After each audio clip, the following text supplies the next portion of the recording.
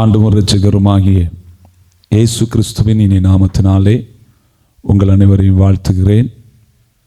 இந்த நிகழ்ச்சியின் மூலமாக உங்களை மீண்டும் சந்தித்து கர்த்தருடைய வார்த்தையை பகிர்ந்து கொள்ள கர்த்தர் தந்த நல்ல தருணத்திற்காக கர்த்தரை நன்றியோடு ஸ்தோத்தரிக்கிறேன், மகிமைப்படுத்துகிறேன். நிச்சயமாகவே இந்த டிவியின் நிகழ்ச்சி வருகிற ஒவ்வொரு நிகழ்ச்சிகளும் உங்களுக்கு மிகுந்த பிரயோஜனம் உள்ளவைகளாக இருக்கும் என்று ஆவிக்குரிய ஆவிலே நான் விசுவாசிக்கிறேன். நிச்சயமாகவே இது ஆவிக்குரிய வாழ்க்கைக்கு ஒரு முன்னேற்றமாக அமையும் என்கிற விசுவாசத்தோடு இந்த நாளிலும் உங்களோடு ஒரு சின்ன செய்தியை பகிர்ந்து ஜெபிக்கலாம் என்று நான் ஆசைப்படுகிறேன். எனக்கு அருமையான தேவனுடைய பிள்ளைகளே, வாழ்வை இழந்தவனுக்கு புதிய வாழ்வை கொடுத்த இயேசுவை நாம் இன்றைக்கு தியானிக்க போகிறோம். வாழ்வை இழந்து, வயதை இழந்து, இனி ஒரு வாழ்வு இல்லை, மரணமே கதி என்கிற நிலையிலே இருந்த ஒரு மனிதனுடைய வாழ்க்கையிலே தேவன் எப்படி மாற்றத்தை கொடுத்தார், இயேசு எப்படி அவனுடைய வாழ்க்கையில் ஒரு மாற்றத்தை கட்டளையிட்டார் என்பதை இன்றைக்கு நாம் சில நிமிடங்கள் கர்த்தருடைய வார்த்தையை நாம் தியானிக்க போகிறோம். நிச்சயமாகவே இந்த வார்த்தையின் முடிவு உங்களுடைய வாழ்விலே ஒரு நம்பிக்கையை, ஒரு விசுவாசத்தை தரும் என்கிற விசுவாசத்தோடு யோவான் எழுதின சுவிசேஷத்தினுடைய 5வது அதிகாரத்தின் 2வது வசனத்திலிருந்து நாம் தொடர்ந்து வாசிக்கும் பொழுது ஆண்டவராய் இயேசு கிறிஸ்து எபிரேய பாஷையிலே பெதஸ்தா எனப்பட்ட ஒரு குளம் எருசலேமின் ஆட்டு வாசல் அருகே இருக்கிறதை, அந்த குளத்திற்கு 5 மண்டபங்கள் இருந்தன. அந்த இடத்திலே அநேக குருடர்கள், சப்பானிகள், சூம்பின உருப்புடையவர்கள் முதலான வியாதிக்காரர்கள் அநேகர் படுத்திருந்தார்கள். ஏனெனில் இந்த குளம் எப்பாவது ஒரு வாட்டி தேவதூதனால் கலக்கப்படும் போது யார் முந்தி அந்த குளத்தில் இறங்குகிறவர்கள் சுகமடைவார்கள், முழு விடுதலை அடைவார்கள். பல நாடுகளிலிருந்து, பல பட்டணங்களிலிருந்து, பல கிராமங்களிலிருந்து இந்த விடுதலைக்காக அந்த பெதஸ்தா குளத்தங்கரையில் இருக்கிற ஆட்டு வாசல்லே மாதங்களாக, வாரங்களாக, வருடங்களாக திரளான ஜனங்கள் கூடியிருந்தார்கள். அந்த இடத்திற்கு இயேசு கடந்து சென்ற போது அங்கு திரளான ஜனங்களை கண்டார். வியாதியோடும் வேதனையோடும் விடுதலைக்காக காத்திருக்கிற அநேகரை கண்டார். ஆனால் ஒருவனை மாத்திரம் அவனுடைய கண்கள் விசேஷமாய் கண்டது. அவனுடைய விடுதலையை மாத்திரம் இந்த இடத்திலே பதிவு செய்யப்பட்டிருக்கிறது. வேறு யாருடைய விடுதலையும் இங்கு சொல்லப்படவில்லை. அப்படியானால் ஒருவர் மாத்திரமே இதில் குணமாக்கப்பட்டிருக்கிறார்கள். மற்றவர்களுடைய குணமாகுதல் அல்லது விடுதலை இந்த வேதம் சொல்லப்படவில்லை. அப்படியானால் யார் அந்த மனிதன்? அந்த மனிதனுக்கு இயேசு போனதால் கிடைத்த நன்மை என்ன? அவனுடைய சூழ்நிலை என்ன? முடிவில் அவன் எவனமாய் தேவநாமத்தை மகிமைப்படுத்தினான் என்பதை நாம் இன்றைக்கு இந்த நிகழ்ச்சியின் மூலமாக நாம் தியானித்து ஜெபிக்க போகிறோம். இந்த பெதஸ்தா குளத்தங்கரையில் இருக்கிற ஆட்டு வாசலுக்கு அந்த மண்டபங்களிலே 5 மண்டபங்கள் இருந்தன. அந்த 5 மண்டபங்களை இயேசு பார்த்து கொண்டிருக்கும் போது தனித்து ஒரு மனிதனை அவர் கவனிக்கிறார். வியாதியோடு பல வருடங்களாக படுத்த படுக்கையிலே கிடக்கிற ஒரு மனுஷனை கவனிக்கிறார். இயேசு அவனிடத்திலே வந்து படுத்திருந்த அவனை கண்டு அவன் வெகு காலமாய் வியாதியஸ்தனாய் இருக்கிறான் என்று அறிந்து அவனை நோக்கி இயேசு கேட்ட ஒரு கேள்வி, சொஸ்தமாக வேண்டும் என்று விரும்புகிறாயா? எனக்கு அருமையான தேவனுடைய பிள்ளைகளே, இயேசு கேட்ட ஒரு கேள்விக்கு அவன் பல பதில்களை சோத்திரம் அடுக்குமொழியாக சொன்னான். ஆனால் அவன் சொன்ன ஒரே ஒரு பதில் பலவிதமான கருத்துகள் அதில் இருப்பதை நம்மால் பார்க்க முடியும். இயேசு 38 வருஷமாய் அல்லது வெகு காலமாய் வியாதியாய் இருந்த மனுஷனை பார்த்து கேட்கிறார், நீ சொஸ்தமாக விரும்புகிறாயா, நீ சுகமாக விரும்புகிறாயா என்று கேட்டப்போ அவன் சொன்ன மறுபதில், அதற்கு வியாதியஸ்தன், ஆண்டவரே, தண்ணீர் கலக்கும் போது என்னை குளத்தில் கொண்டு போய் விடுகிறதற்கு ஒருவரும் இல்லை. இந்த ஒரு வார்த்தையிலே பல ஏக்கங்கள் அல்லது பல வேதனைகளை நாம் பார்க்க முடியும். 38 வருடமாய் வாழ்வை இழந்து வயதை இழந்து இனி அவ்வளவுதான், என் வாழ்க்கை முடிஞ்சு போச்சு, ஆமென், மரணம்தான் என்கிற கடைசி என்பதை மரணத்தை எதிர்பார்த்து காத்திருந்த மனுஷனிடத்தில் இயேசு கேட்கும்போது அவன் சொல்லுகிறான், ஆமென், ஸ்தோத்திரம், எனக்கு ஆமென் தண்ணீரை கலக்கும் போது குளத்தில் கொண்டு போய் விடுவதற்கு யாரும் இல்லை. இதில் ஒரு சில காரணங்களை என் மனதில் பட்டதை சொல்லி நான் ஜெபிக்கலாம் என்று சொல்லி ஆமென் ஆசைப்படுகிறேன். தண்ணீர் கலக்கும் போது என்னை குளத்தில் கொண்டு போய் விட யாரும் இல்லை என்று அவன் சொல்லுகிறதிலே நான் இப்படி ஒரு ஆமென் ஸ்தோத்திரம் வார்த்தையை என் மனதில் ஆமென் ஏவப்பட்டது. எனக்கு யாரும் இல்லை, எனக்கு யாரும் இல்லை. ஆமென். 38 வருடமாய் படுத்த படுக்கையிலே இருக்கிறான்.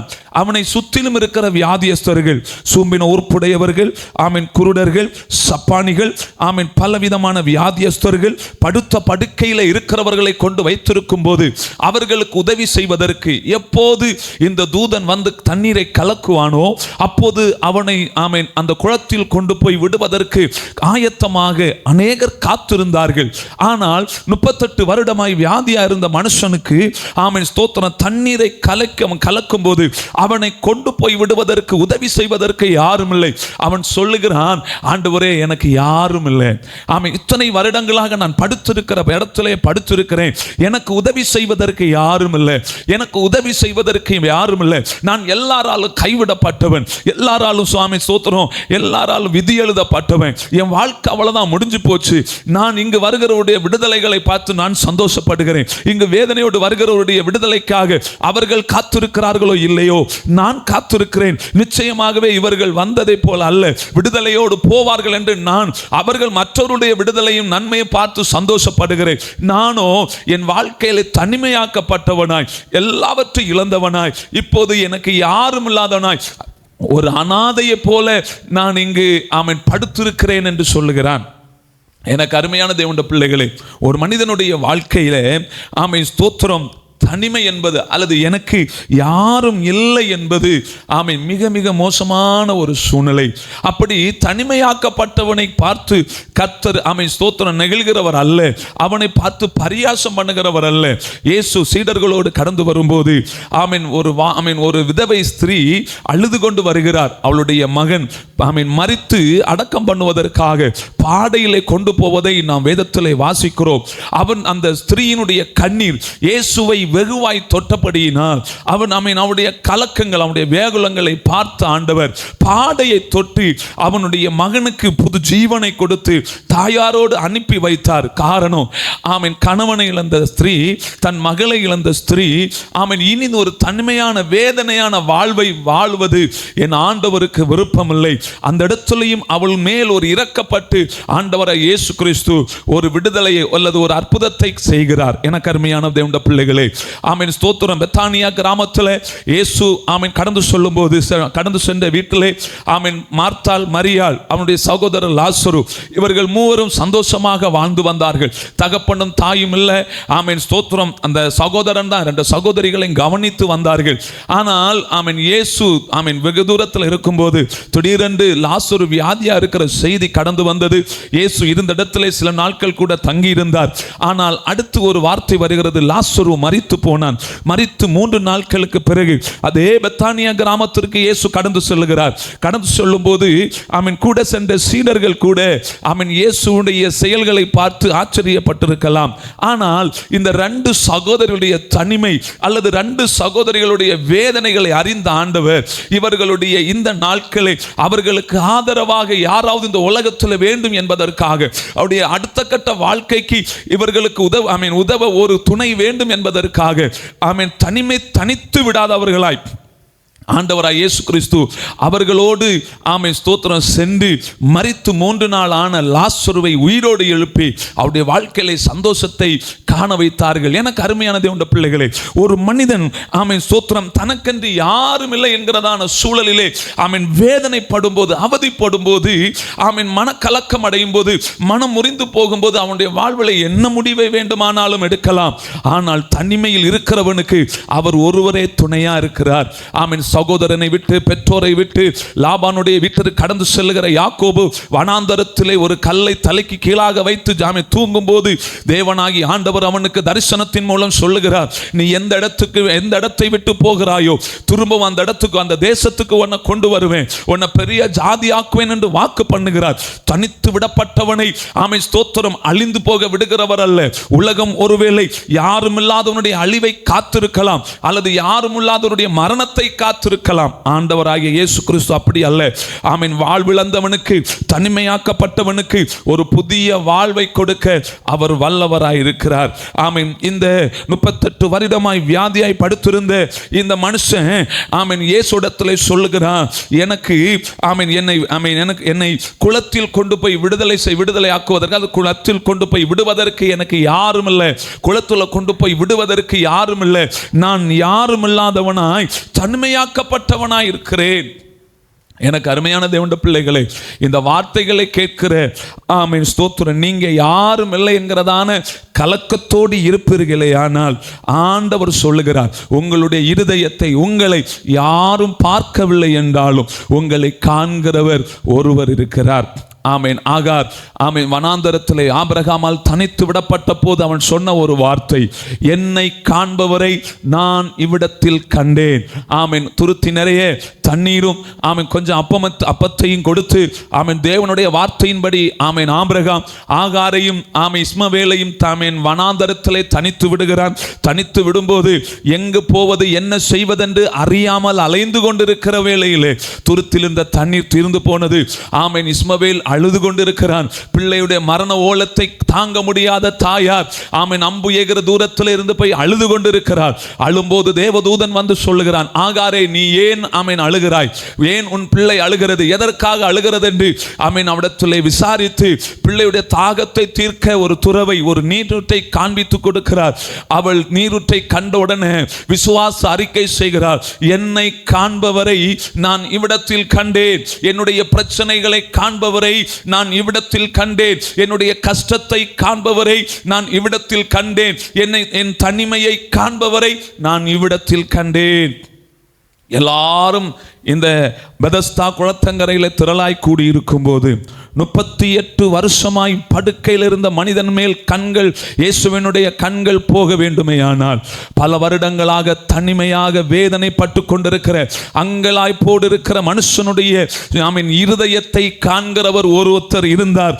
அவருடைய கண்கள் அவனை தேடினது. அவன் இருந்த இடத்திலே கடந்து சென்று ஆமென் அவனுடைய வாழ்க்கையிலே மாற்றத்திற்கான ஒரு வழியை காட்டினது. ஆமென் தன்னுடைய வாழ்வை இழந்த நிலைமையிலே யார் இருந்தாலும், தனிமையாக்கப்பட்ட நிலைமையில யார் இருந்தாலும், தனித்து விடப்பட்ட நிலைமையில யார் இருந்தாலும் ஆமென் தேவன் இன்றைக்கு உங்களோடு பேசுகிறார். ஆமென் உன்னுடைய தனிமையில் ஆமென் உனக்கு யாரும் இல்லை என்கிற ஏக்கத்தோடு நீ இருக்கிறாயானால் அவர் சொல்லுகிறார், நான் உனக்கு இருக்கிறேன், நான் இருக்கிறேன் உன்னோடு, நான் உன்னை விட்டு விலகுவதும் இல்லை, உன்னை கைவிடுவதும் இல்லை என்று யோசுவாவோடு சொன்ன ஆண்டவர் இன்றைக்கு உங்களோடு சொல்லுகிறார். அவர் உங்களோடு இருந்து உங்க வாழ்க்கையில் நன்மைகளை செய்ய வல்லவராயிருக்கிறார். 2 ஆமென் என்னை தண்ணீர் கலக்கப்படும் போது என்னை குளத்தில் கொண்டு போய் விடுவதற்கு ஆமென் ஒருவரும் இல்லை, நான் போகிறதற்குள்ளே ஆமென் தோத்திரம் வேறு ஒருவன் இறங்கி விடுகிறான். அந்த குளத்தில் ஆமென் தூதன் வந்து தண்ணீரை கலக்கும் போது ஆமென் ஏதோ ஒரு நபர் கூட இருக்கிற ஒரு நபர், வியாதியஸ்தனோடு கூட இருக்கிற நபர், யார் முந்தி அந்த வியாதியஸ்தனை அந்த இடத்துல கொண்டு போய் விடுகிறார்களோ ஆமென் அந்த வியாதியஸ்தனுக்கு தான் முதல் சுகம். அப்போ இங்க அவன் சொல்லுகிறான், ஆமென் என்னை கொண்டு போய் விடுவதற்கு யாரும் இல்லை. அப்படின்னா எனக்கு சொந்தம் என்று சொல்றதுக்கு இந்த உலகத்துல யாரும் இல்லை. ஆமென் ஒரு 38 வயதான ஒரு மனிதன், ஒருவேளை அவன் 10வது வயதில் படுக்கையில் ஆமென் அந்த பெதஸ்தா குளத்தங்கரையில் போயிருந்தானா இப்போ அவனுக்கு 48. ஒருவேளை 20 வயதில் அவன் பெதஸ்தா குளத்தங்கரைக்கு ஆமென் வியாதியின் படுக்கையில் இருந்திருந்தானா இப்போ அவனுக்கு 58. ஒருவேளை ஆமென் தோத்திர அவன் 30 வயதில் போயிருந்தானா இன்னைக்கு அவனுக்கு 68 வயது. ஒருவேளை ஒரு 20 அல்லது 10 அல்லது 20 வயதுக்குள்ள அவன் இருக்கும்போது ஆமென் அவனுடைய தாயார், அவனுடைய தகப்பனார் அல்லது அவனுடைய சகோதரர்கள் அல்லது சகோதரிகள் ஒரு குறிப்பிட்ட காலம் வரைக்கும் அவனோடு கூட இருந்திருக்கலாம். அவனுடைய தேவைகளை சந்திக்க, அவனுடைய தோத்திரம் அவனுக்கு செய்ய வேண்டிய எல்லா கடமைகளை செய்வதற்காக அவனோடு கூட இருந்திருக்கலாம். ஆனால் வருடங்கள் செல்ல செல்ல அவனுடைய சொந்தங்கள் விதி எழுதி விட்டார்கள். இனி இவனுடைய வாழ்க்கை மரணம் தான். இத்தனை ஆண்டுகளும் சுகம் கிடைக்காத இவனுடைய வாழ்க்கை இனி மரணம் தான். ஆமை எத்தனை நபர்கள் வருவார் வந்து ஒரு வாரத்தில், 2 வாரத்தில், 1 மாதத்தில் விடுதலை பெற்றவர்கள் உண்டு. 1 வருடத்தில் விடுதலை பெற்றுக்கொண்டவர்கள் உண்டு. 2 வருடத்தில், 3 வருடத்தில் பெற்றுக்கொண்டவர்கள் உண்டு.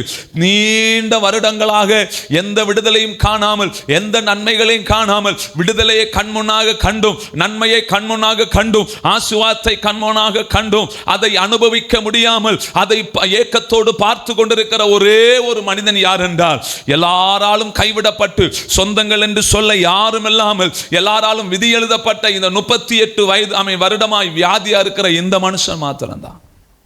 நம்முடைய வாழ்க்கையில கூட சில நேரங்கள் இப்படிப்பட்ட நிலைமைகள் வரலாம். நமக்குன்னு யாரும் இல்லாமல் இருக்கலாம், தனிமையாக்கப்பட்ட நிலைமையில் இருக்கலாம். வியாதியஸ்தன் இல்லைன்னா இந்த பிரச்சனையில் இருக்கிறவன், இந்த போராட்டத்தில் இருக்கிறவன், இந்த கஷ்டத்தில் இருக்கிறவன், இவனால நமக்கு ஒரு பிரயோஜனம் இல்லை, இவனால இனி இவன் வாழ்க்கை அவ்வளவுதான் முடிஞ்சு போச்சுன்னு யார் நம்ம மேல பார்த்து விதி எழுதி வைக்கலாம். தோத்திர ஒருவேளை சொந்த பந்தங்கள் இனி இவனால நமக்கு ஒரு பிரயோஜனம் இல்லை, இவனுக்கு நம்ம தான் செலவு பண்ணணும்னு சொல்லி நம்மளை ஒதுக்கி வச்சிருக்கலாம். ஆனா எத்தனை திரளான ஜனங்கள் இருந்தாலும் தனிமையாக்கப்பட்டவனுடைய வேதனை அறிகிற ஒருவர் இருக்கிறார். அவருடைய கண்கள் அவனை எப்போதும் தேடிக்கொண்டுதான் இருக்கிறது. எனக்கு அருமையான தேவனுடைய பிள்ளைகளே, ஸ்தோத்திரம், இந்த நிகழ்ச்சிகளை பார்த்து கொண்டிருக்கிற உங்களோடும் ஆண்டவர் சொல்லுகிறார், ஒருவேளை எனக்கென்று யாரும் இல்லை என்று நினைத்து கொண்டிருக்கிறீர்களா? சொந்த பந்தங்கள் எல்லாம் என்னை விட்டு சென்றார்கள் என்று சொல்லி வேதனைப்பட்டு கொண்டிருக்கிறீங்களா? யார் கைவிட்டாலும் கைவிடாத தேவன் ஒருவர் நம்மோடு கூட இருக்கிறார். யார் நம்மை ஸ்தோத்திரம் வெறுத்தாலும் நம்மை வெறுக்காதவர் ஒருவர் நம்மோடு கூட இருக்கிறார். உலகம் நம்மளை வீணானவன் என்று சொல்லும், ஆண்டவர் சொல்லுகிறார் நீ விசேஷித்தமானவன். உலகம் நம்மளை உதவாதவன் என்று சொல்லும், ஆண்டவர் சொல்லுகிறார் நீ எனக்கு தேவையானவன். மகனே மகளே, கலங்காதே, திகையாதே, நான் உன் தேவன், நான் உன்னோடு கூட இருந்து உன்னை பலப்படுத்தி உனக்கு சகாயம் பண்ணுவேன் என்று என் ஆண்டவராய் இயேசு கிறிஸ்து சொல்லுகிறார். மூன்றாவதாக முதல்ல அவன் சொல்றான் எனக்கு யாரும் இல்லை.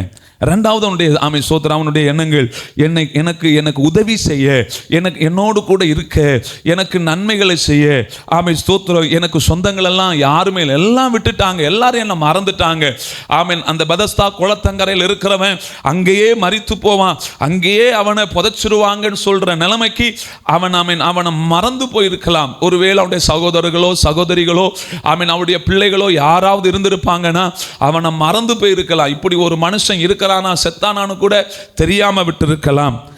ஸ்தோத்திரம். ஆனா நம்மோடு கூட தேவன் இருக்கிறார். ஸ்தோத்திரம். எனக்கு யாரும் இல்லை என்று சொன்னவன் திரும்பவும் சொல்லுகிறான், என்னுடைய சொந்த பந்தங்கள் எல்லாம் என்னை விட்டுட்டாங்க, இப்ப எனக்கு உதவி செய்ய யாரும் இல்லை, எல்லாராலும் தனித்து விடப்பட்டேன். சில நேரங்கள் அப்படிதானே நம்ம சோத்திரம் பிரயோஜனமற்றவர்கள் என்று வரும்போது நம்மளை எல்லாரும் தனிச்சு விட்டுருவாங்க, நம்மளை எல்லாரும் தனிச்சு விட்டுருவாங்க. சூழ்நிலைகள் நமக்கு சாதகம் இல்லாமல் இருக்கும்போது ஸ்தோத்திரம் வேறு ஒன்றும் வேணாமே, 3.5 ஆண்டுகள் இயேசுவோடு கூட இருந்து அற்புதங்களையும் அதிசயங்களையும் கண்டவர்கள், நன்மைகளை பெற்றவர்கள், இயேசு எங்கெல்லாம் சென்றாரோ அங்கெல்லாம் இயேசுவுக்கு கொடுக்கப்பட்ட மதிப்பு மரியாதை சோத்திரம் சீடர்களுக்கு கொடுக்கப்பட்டது. ஒரு நாள் இரவுக்கு முன்பதாக, பஸ்கா பண்டிகைக்கு முன்பதாக சோத்திரம் இவர்கள் சொல்றாங்க, உமக்கு என்ன வந்தாலும் நாங்க பார்த்துக்கலாம், உமக்கு என்ன வந்தாலும் நாங்க பார்த்து, என்ன தாண்டி தான் உமக்கு வரும், அப்படி ஒன்று வர நாங்கள் விட மாட்டோம் என்றெல்லாம் இயேசுவுக்கு தைரியம் சொன்னவங்க, உம்மால சாக வேண்டிய நிலைமை வந்தாலும் சாகிறதுக்கு ரெடியா இருக்கிறேன்னு சொன்னவங்க எல்லாம் இயேசுவை போர் வீரர்கள், போர் சேவர்கள் கைது செய்யும் போது வஸ்திரத்தை விட்டு ஓடினவன் உண்டு. தோத்திரம் சோத்திரம் உயிர் தப்ப ஓடினவன் உண்டு. நிர்வாணமாய் ஓடினவன் உண்டு. தோத்திரம். அது மாத்திரமல்ல, அதோடு முடிந்து விடவில்லை. அன்று ராத்திரி இயேசு சிலுவையில் அறையப்படுவதற்கு முன்பதாக, அன்று ராத்திரியிலே பிடிக்கப்பட்ட அன்று ராத்திரியிலே சேவல் கூவதற்கு முன்பதாக இயேசுவோடு பந்து இருந்த சில மணி நேரங்களிலே பேதுரு என்கிறதான சீடன் இயேசுவை 3 இடத்திலே மறுதலிக்கிறான். 3வது இடத்திலே அவரை சபிக்க தொடங்குகிறான். அவரை தூஷிக்க தொடங்குகிறான். ஆமென், ஸ்தோத்திரம். தனித்து விடப்பட்டவராக இயேசு நிற்கும் போதும் தம்மோடு கூட இருந்த சீடர்களை காணவில்லை. ஆமென், பலாயிரக்கணக்கான ஜனங்கள் இயேசுவிடத்தில் விடுதலை பெற்றார்கள். பலாயிரக்கணக்கான ஜனங்கள் இயேசுவால் போஷிக்கப்பட்டார்கள். யாரும் அவருக்கு ஆமென் ஸ்தோத்திரம் நற்சாட்சி கொடுப்பதற்கு வரவில்லை. எல்லாரும் அவருக்கு எதிராக இருந்தார்கள். அவருக்கே அப்படிப்பட்ட நிலைமை என்றால் ஆமென், அவரை ஆராதிக்கிற அல்லது அவரை நம்புகிற நம்முடைய நிலைமையை நினைச்சு பாருங்க. எனக்கு அருமையான தேவனுடைய பிள்ளைகளே, இங்க அவன் சொல்லுகிறான், எனக்கு உதவி செய்ய யாரும் இல்லை. முதல்ல எனக்கு யாரும் இல்லைன்னு சொல்றான். ரெண்டாவது சொல்றான், சொந்தங்கள் எல்லாம் என்னை விட்டுட்டு போயிட்டாங்க. இப்ப நான் யாரும் இல்லாம தனித்து விடப்பட்டவனா இருக்கிறேன்.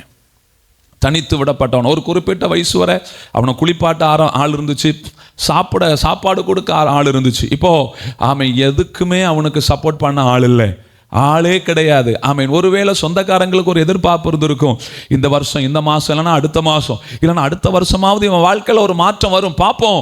ஆனால் இவன் வாழ்க்கையில் அடிக்கு மேலே அடி, பிரச்சனைக்கு மேலே பிரச்சனை, போராட்டத்துக்கு மேலே போராட்டம். ஒரு ஸ்டெப் வந்துடலாம்னு நினைக்கும் போது அப்படியே 2 ஸ்டெப் கீழே போயிடுறான். ஒரு ஸ்டெப் அப்படியே பரவாயில்ல, இனி நம்ம நல்லாயிடலாம் நினைக்கும் போது அதை விட 3 ஸ்டெப் கீழே விழுந்துறான். அடிக்கு மேலே அடி. இவனை பார்த்த சொந்தங்கள் எல்லாம் இப்போ இவனுக்கு உதவி செய்வதற்கு நம்மளால் முடியாதுன்னு விட்டுட்டு போயிட்டாங்க.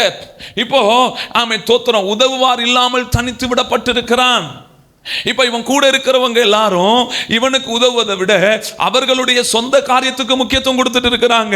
அவனுடைய கணவனோ மனைவியோ பிள்ளைகளோ சொந்த பந்தங்களோ யாரோ ஒருவர் வியாதியா இருக்கிறாங்க, அவர்களுடைய விடுதலையை பார்ப்பாங்களா? 38 வருஷமா வியாதியா கிடக்கிற இவனுடைய விடுதலையை பார்ப்பாங்களா? நினைச்சு பாருங்க. ஆமென் ஸ்தோத்திரம். நமக்கு உதவி செய்வதற்கு யாரும் இல்லைன்னா, ஆமென், உதவி செய்ய யாரும் இல்லாமல் நம்ம தனித்து விடப்பட்டாலும் உதவி செய்வதற்கு இந்த உலகத்தில் ஆமென் ஸ்தோத்திரம், இந்த உலகத்தில் இல்லாத அல்லது இந்த உலகத்தையும் தாண்டி ஒருத்தர் இருக்கிறார். அவர்தான் நீங்களும் நானும் நம்புகிற ஆராதிக்கிற ஆண்டவராய் இயேசு கிறிஸ்து. எனக்கு அருமையான தேவனுடைய பிள்ளைகளே, ஆமென், சங்கீதத்தில் எப்படி சொல்லுகிறது? ஆமென் ஸ்தோத்திரம், மனுஷனுடைய உதவி விருதா. ஆமென், மனுஷனை நம்புவதை பார்க்கலாம் கர்த்தர் பேரில் பற்றுதலாக இருப்பதுனாலும், ராஜாக்களை பிரபுக்களை நம்புவதை பார்க்கலாம் கர்த்தர் பேரில் பற்றுதலாக இருப்பது. யாரையும் நம்பி நம்ம நன்மைகளை பெற்றுக்கொள்ள முடியாது, யாரையும் நம்பி நம்ம விடுதலையை பெற்றுக்கொள்ள முடியாது, யாரையும் நம்பி நம்ம நன்மைகளை பெற்றுக்கொள்ள முடியாது. மனுஷன் உதவி செய்வான் நம்ம நம்புவோம். நம்ம நம்புறவங்க எல்லாரும் நமக்கு குழியை தோட்டுவாங்க. ஆனால் ஆமீன், அங்கு இருந்தவருடைய எல்லாரோட மேல் இருந்த எல்லாரையும் விட இயேசுடைய கண்கள் ஆமீன் இந்த 38 வருடமாய் வியாதியா இருந்த இந்த மனுஷன் மேல வந்துச்சு. ஒருவேளை நீங்க எத்தனை வருஷமாய் ஒரு வளர்ச்சி இல்லாம நன்மை இல்லாம வேதனையோடு இருக்கலாம். உங்களை சுற்றி இருக்கிறவங்க உங்களை பார்த்து ஏளனமா பேசலாம், எல்லாரும் உங்களை ஒதுக்கலாம். ஆனா வேதம் என்ன சொல்லி கொடுக்குது தெரியுமா? ஆமென் ஸ்தோத்திரம், தனித்து விடாதவர். ஆமென் ஸ்தோத்திரம், தனித்தாக்கப்பட்டவன் மேல் கண் வைத்து நன்மைகளை சொல்கிறவர், கவனிக்கிறவர் ஒருவர் இருக்கிறார். அவர் ஒரு நாளும் நம்மை கைவிடுகிறவர் அல்ல. அல்லேலூயா. எனக்கு அருமையான தேவனுடைய பிள்ளைகளே, 4வதாக ஆமென் ஸ்தோத்திரம், அவனுடைய ஆமென் எதிர்பார்ப்பில் அவன் 4வது சொல்றான், ஐயா என்னுடைய எதிர்பார்ப்பு காத்திருப்பெல்லாம் வீணாயிருச்சு. என் காத்திருப்பெல்லாம் 38 வருஷம் திருமண வயதை இழந்து நிற்கிறான் இல்லையா? 38 வருஷம் ஆமென் ஸ்தோத்திரம். ஒருவேளை 10 வருஷம் அவன் 10வது வயதில் போயிருந்தா 48 வயது, ஒருவேளை 20 வயதில் போயிருந்தா 58 வயது. ஒருவேளை அந்த மனுஷன் 30 வயதில் கல்யாணம் பண்ணணும்னா எப்படியும் அந்த 30 வயதில் வியாதியாக தான் இருந்திருப்பான். 35 வயசில் கல்யாணம் பண்ணனா இருந்தாலும் அப்பவும் வியாதியாக தான் இருந்திருப்பான். அப்படிப்பட்ட நிலைமையில ஒருத்தன் சொல்றான், அவர் கேட்குறாரு, நீ குணமாக விரும்புறியா? அவரை விரக்தியா சொல்ற, என் காத்திருப்பெல்லாம் வீணாயிருச்சு, இனி எனக்கு எதுக்கையா வேணாம் அவன் சுகம், இனி எதுக்குயா இந்த விடுதலை, இனி எதுக்கு இந்த நன்மை, இனி எதுக்கு நான் இனி என்னதான் பண்ண போறேன்? என் வயசு என் வாழ்க்கை எல்லாம் முடிஞ்சு போச்சு. நான் நல்லாக வேண்டிய நாள், நான் அவன் தோத்துறோம், நான் வாழ்ந்து காட்ட வேண்டிய நாள், நான் வாழ வேண்டிய வயசை எல்லாம் நான் தொலைச்சிட்டு இப்போ தனித்து விடப்பட்டவனா இருக்கிறேன். இனி எனக்கு இந்த எதுக்கு இந்த சுகம்?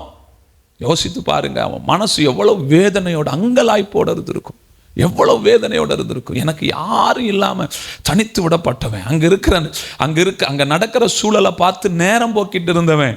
ஆமென் ஸ்தோத்திரம். யாராவது நீங்கள் உங்களுக்கு இன்னும் விடுதலை கிடைக்கலையா, சொன்னவன அவன் என்ன சொல்லியிருப்பான்? இனி எங்க விடுதலை? சாவுதானே என் விடுதலை, மரணம் தானே என் விடுதலை. அதனால தான் இயேசுடைய கண்கள் அவன் மேல் போனது. இயேசு அவனை பார்த்தார். வேதம் சொல்லுது, 6வது அதிகாரம் யோவான் 5:6 சொல்லுது, படுத்திருந்த அவனை இயேசு கண்டார். எத்தனையோ பேர் படுத்திருந்திருப்பாங்கல்ல, பல்லாயிரக்கணக்கான பேர் படுத்திருந்திருப்பாங்கல்ல. கண்டிப்பாக பல நாடுகளில் வியாதியோடு இருக்கிறவங்க அங்கே போய் மருத்துவர்களால், வைத்தியர்களால் குணமாக்க முடியாத வியாதியஸ்தர்களெல்லாம் அங்கே போய் விடுதலைக்காக வருடக்கணக்கில், மாத கணக்கில் படுத்திருந்திருப்பாங்கல்ல. அவங்களெல்லாம் பார்க்காத கண்கள் ஒருவனை மாத்திரம் பார்க்கிறதே என்றால் அவர்களை விட இவன் அவருக்கு விசேஷமானவனாய் தோன்றினான். உண்மை அதுதான். ஆமேன். உண்மை அதுதான். உண்மை அதுதான். எனக்கு அருமையான தேவனுடைய பிள்ளைகளே, ஆமேன். என்னதான் நிலைமை இருந்தாலும் ஆமேன், நம்மோடு கூட இருக்கிறவர் ஒருவர் இருக்கிறார். நம்மோடு கூட இருக்கிறவர் ஒருவர் இருக்கிறார். அவன் சொல்கிறான், என் காத்திருப்பெல்லாம் வீணாயிருச்சுப்பா, இனி எனக்கு என்ன இந்த வாழ்க்கை. ஆனால் ஆண்டு ஆமேன் ஆமேன் திரும்ப சொல்கிறான், ஆமேன் சோத்திரம். அதாவது அவனுடைய வாழ்க்கையில் மொத்தத்தில் எல்லாத்தையும் வெறுத்து இருக்கிறான். ஆமேன் சோத்திரம். யாராலையும் கவனிக்கப்படாதவன், எல்லாராலும் கைவிடப்பட்டவன். இன்னைக்கு அவனை பார்த்து ஏசு சொல்கிறாரு, நீ விடுதலையாக விரும்புறியா? சில நேரங்கள் இப்படி தானே நம்ம வாழ்க்கையும். எல்லாராலும் கைவிடப்பட்டு நம்ம நம்பிக்கை எல்லாம் வீணாகி அவ்வளோதான், முடிஞ்சு போச்சு, என்னை நமக்கு வாழ்க்கை இல்லைன்னு நம்மளே முடிவெடுத்திருப்போம். அவர் சொல்கிறாரு, என்னால் கூடாத காரியம் ஒன்றுமே இல்லை. இந்த நிகழ்ச்சிகளை பார்க்குற எனக்கு அருமையான தேவனுடைய பிள்ளைகளை இயேசு உங்களை பார்த்து சொல்கிறாரு, ஆமேன், அவரால் கூடாத காரியம் ஒன்றுமே இல்லை. தேவனாகி ஆண்டவர் ஆபிரகாமோட பேசும்போது சொல்கிறார், அடுத்த வருஷம் நான் வரும்போ உன் மனைவி ஒரு ஆண் குழந்தையை கையில் வச்சிருப்பா.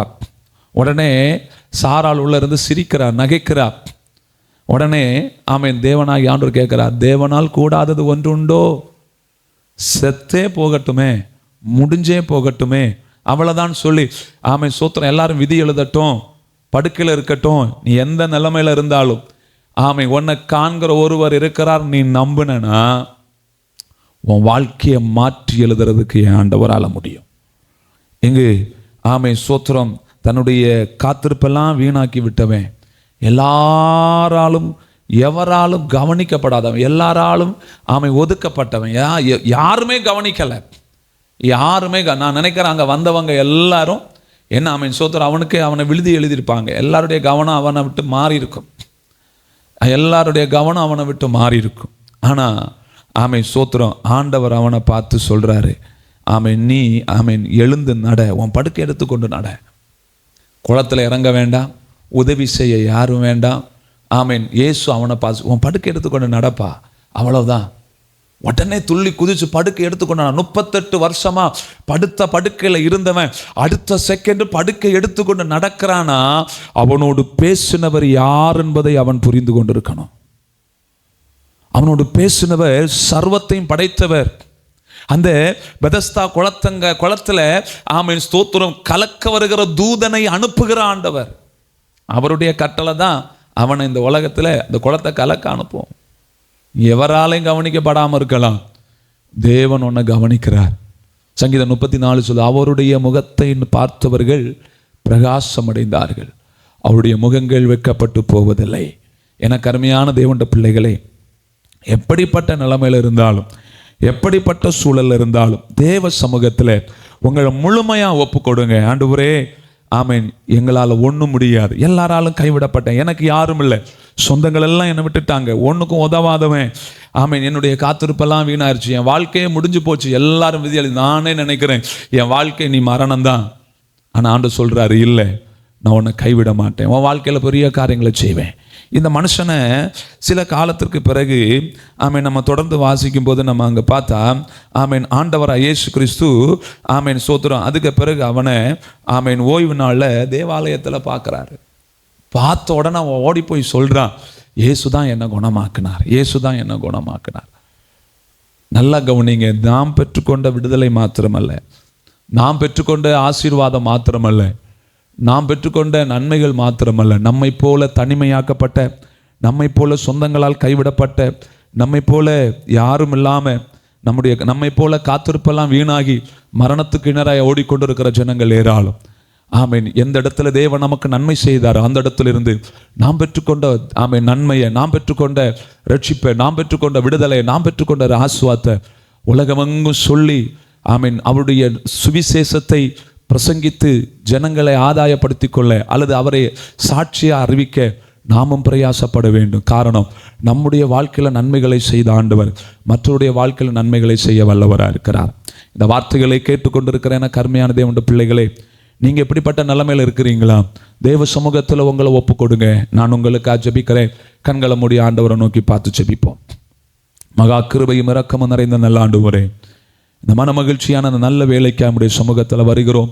இந்த நிகழ்ச்சியின் மூலமாக வாழ்வை இழந்த 38 வருட வியாதியாக இருந்த அந்த மனுஷனுக்கு ஒரு புதிய வாழ்வை கொடுத்து, ஒரு புதிய நம்பிக்கையை கொடுத்து, இந்த உலகத்தில் திரும்பவும் அவனாலும் வாழ முடியும் என்கிற ஒரு நம்பிக்கை கொடுத்து வாழ வைத்தவரே, அவனை போல தனித்து விடப்பட்ட யாரும் இல்லாமல் ஸ்தோத்திரம் உதவி செய்ய யாரும் இல்லாமல் சொந்தங்களால் கைவிடப்பட்ட காத்திருப்பெல்லாம் வீணாக்கி ஆண்டவரே ஸ்தோத்திரம் வீணாகி மரணம்தான் முடிவு என்கிறதான சூழல்ல யார் இருந்தாலும் வாழ்க்கையை மாற்றி கலங்காதே திகையாதே, நான் உன் தேவன், நான் உன்னை பலப்படுத்தி உனக்கு சகாயம் பண்ணுவேன் என்கிற விசுவாச அந்த வாக்கு தத்துவத்தோடு உடைய வாழ்விலும் உடைய வல்லமை வெளிப்பட்டு நன்மைகளை செய்யட்டும். இந்த வார்த்தைகளை கேட்டுக்கொண்டிருக்கிறவருடைய வாழ்வில் இப்பொழுதே ஒரு அற்புதத்தை செய்வீராக. இப்போதே ஒரு விசுவாசம் உண்டாகட்டும். இப்போதே ஒரு நன்மை உண்டாகட்டும். ஆண்டவரே, இந்த வார்த்தைகள் ஒவ்வொருடைய வாழ்விலும் கிரியை செய்யட்டும். திடப்படுத்துங்க, ஆசீர்வதிங்க. இயேசுவின் நாமத்தில் நல்ல பிதாவே, ஆமென்.